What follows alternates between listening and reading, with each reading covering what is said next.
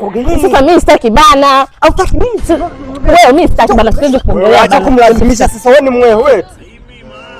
Unaumwa wewe, unajielewa kweli kweli. Mwanamume lazimishwa.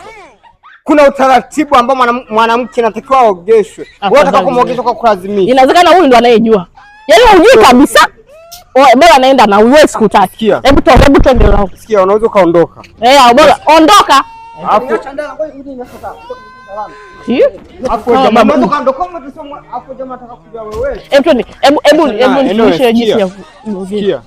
Niambie utaratibu ambao ni wa jinsi wa kuogesha mwanamke kusudi ni kuogesha. Kumbe na wewe hata hujui. Ngoja kwanza nicheke jamani. Atondoke hapo hapo. Wanaanza hapo. Kumbe na hujui tuone. Kumbe na wewe hujui. Sasa kama yeye ameshindwa kujiona, fikiri mimi nitajuaje? Hebu nionyeshe basi nikuogeshe.